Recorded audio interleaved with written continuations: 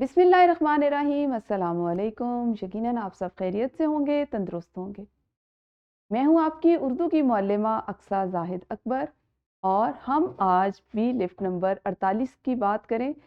इसको आज हम मुकम्मल करेंगे, जिसमें आपने आम इस्तेमाल होने वाले जो मुश्किल अल्फाज हैं, ख़ास अल्फाज हैं, आपने ना सिर्फ उनकी पहचान करनी है, ना सिर्फ उनको समझना है, बल्कि उसको अपनी तहरीर व तकरीर का हिस्सा भी बनाना है।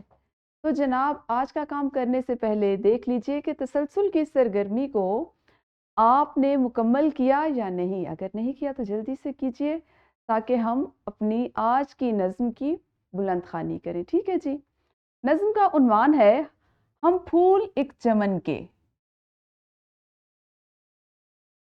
तो सबसे पहले नज़्म का मरकज़ी ख़याल देख लेते हैं कि किस बुनियाद पर शायर ने इस नज़्म को तख्लीक किया, लिखा। इस नज़्म में हमारे प्यारे वतन, जैसा कि इसके नाम से ज़ाहिर है, तो इस नज़्म में हमारे प्यारे वतन पाकिस्तान को एक खूबसूरत चमन कहा गया है। चमन आपके लिए एक नया लफ्ज़ हो सकता है। और चमन किसे कहते हैं? बाग को, जहाँ फूल हो, पौधे हों, दरख्त हों। और हम सब पाकिस्तानी इस बाग में कौन है? हमारी क्या हैसियत है? हम इसके रंग बिरंगे फूल हैं। ठीक हो गया जी। हम इसकी बुलंद ख़्वानी करते हैं। आपने इसको गौर से सुनना है और ऐसे तमाम अल्फाज जो आपके लिए नए हैं, आपने उनकी अदाई और उनके तलफ़्फ़ुज़ पर ख़ास गौर करना है। परचम वतन का हमको है जान से भी प्यारा, परचम वतन का हमको है जान से भी प्यारा, आँखों का ये उजाला, ये चाँद, ये सितारा, जलवे हमारे दिल में इसकी किरण किरण के, हम फूल एक चमन के। आने न देंगे अपने गुलशन में हम खिज़ां को, आने न देंगे गुलशन में अपने हम खिज़ां को, जन्नत बनाएंगे हम इस पाक गुलसितां को। रंग देंगे अपने खून से ये रास्ते वतन के, हम फूल एक चमन के।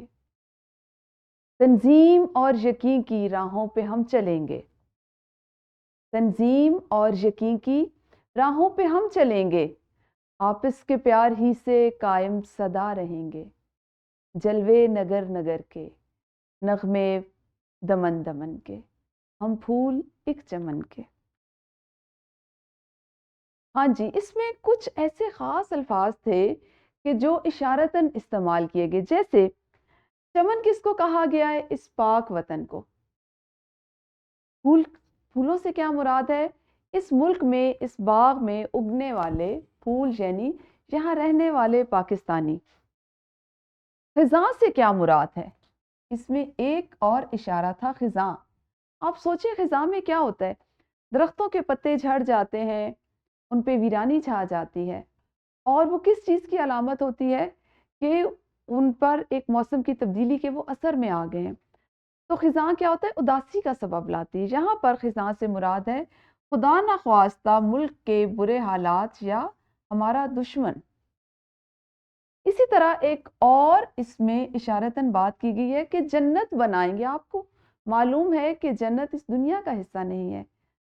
तो जन्नत बनाने से मुराद है खूबसूरत बनाना, तरक्की याफ्ता बनाना, खुशहाल बनाना।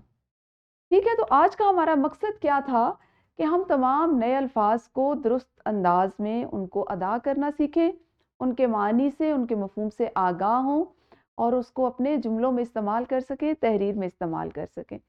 पढ़ाई के साथ, ख़्वानदगी के साथ आपने इन अल्फाज को सीखा, तदरीसी जाँच मुकम्मल कीजिए। कल इंशाअल्लाह इसकी तफ़हीम करेंगे और उसके बाद हम अपने अगले काम को मुकम्मल करेंगे। लेकिन उससे पहले आपने अपनी तदरीसी जाँच के साथ-साथ निखार को घर से मुकम्मल करके लाना है। अपना ख़्याल रखिएगा। अल्लाह हाफ़िज़। शुक्रिया।